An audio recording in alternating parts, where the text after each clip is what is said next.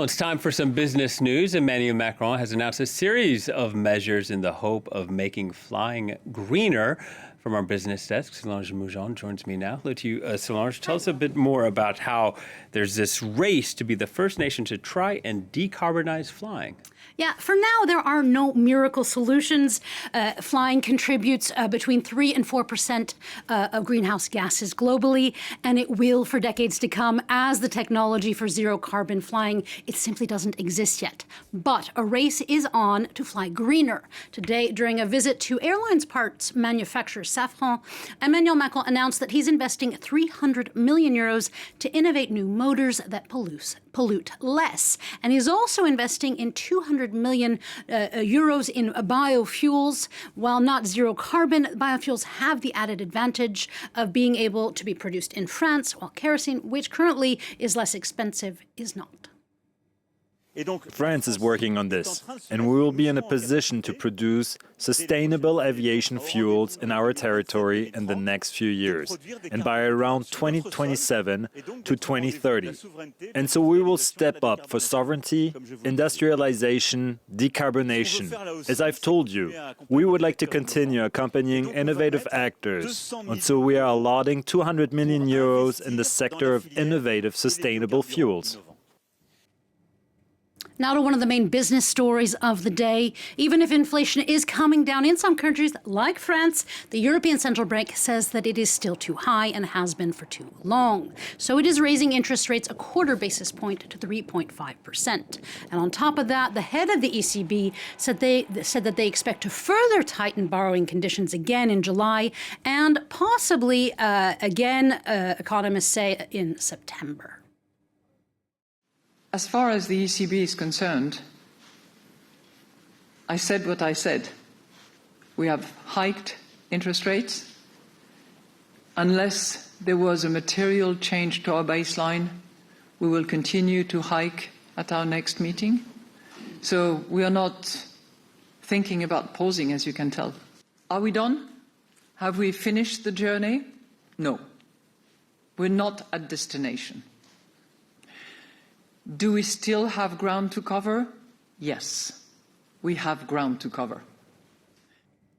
Now, this move is also interesting because it is in stark contrast with what Washington and Beijing are doing. The Federal Reserve decided on Wednesday to hit the pause button on its rate hikes after 10 straight increases.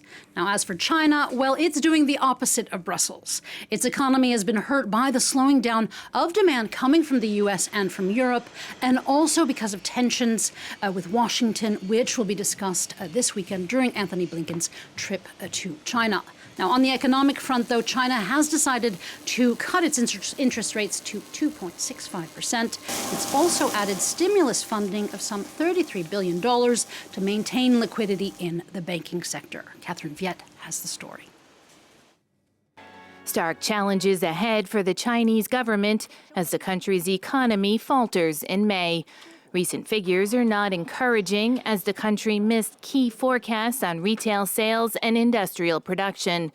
Exports are down and growth in factory output was just 3.5%, a significant drop from April's 5.6%. Industrial production still faces pressures, mainly from the sluggish global economy, reduced exports, insufficient domestic demand, decreased prices of goods and sluggish production in some industries. Business operations are more difficult. Small and micro-enterprises are facing more pressures. Retail sales, too, were up just 12.7% on the year in May, well below April's 18.4%. The latest data suggests the post-COVID growth streak in the world's second-largest economy is losing steam. All of this has prompted China's central bank to cut some key interest rates, the first time it's done that in nearly a year.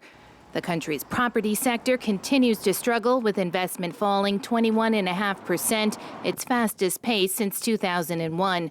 China's biggest banks recently cut their deposit rates in a bid to encourage savers to spend more. Another troubling concern, youth unemployment hit a record high of nearly 21%. A government survey conducted in April found that a record 1 in 5 young people living in cities were unemployed. In response to all these factors, China has set a modest growth target of around 5% for the year. Now to the Second World Summit Against Hunger and Malnutrition. It's being held in Chile, where representatives are discussing ways that parliaments can combat hunger. One way is making food imports more affordable to poorer nations in particular. The World Food Import Bill is expected to hit a new high this year of nearly $2 trillion. Catherine Viette has this story. There may be more corn, rice, milk, and even meat. But hunger and food inequality are also growing. The global production of food is expected to increase this year, according to the UN's Food and Agricultural Organization. At the same time, the FAO estimates that the global food bill will rise to almost $2 trillion in 2023, an increase of 1.5% from last year. This smaller increase than previous years is driven by rich countries which continue to ramp up their food imports.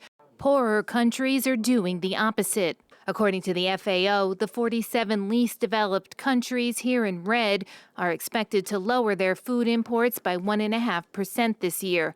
The drop will be closer to 5% for other countries such as Tunisia, Egypt, and Pakistan. These nations simply cannot afford to purchase and import more because of inflation. At a World Parliamentary Summit against hunger being held in Chile, the FAO said prices have fallen, but they fear the slowing of imports means more will go hungry in nations that do not produce enough food for their citizens. In recent years, we have witnessed a dramatic increase in hunger figures, which now affects 828 million people, a situation driven by conflicts, climate threats, the pandemic, and the economic slowdown that have put the development of nations at risk. Around the world, 1 in 10 people go to bed hungry. Some 258 million face acute hunger and starvation. And finally, for me, the French president is meeting again today with Elon Musk. It'll be their second meeting in 4 weeks, as Macron is trying to convince the world's richest man to build a Tesla factory in France. After their talk, Musk will head to the VivaTech trade fair, where he's expected to speak in front of some 4,000 people about Tesla and artificial intelligence. This after the EU Parliament made initial steps to regulate AI earlier this week. Now, the largest tech fair in Europe is coming to a close tomorrow, so if you want to get out and see it, it is open to the public tomorrow, so go on out and see the VivaTech show. All right, Solange, thank you very much. Solange Moujon with a look at the business news.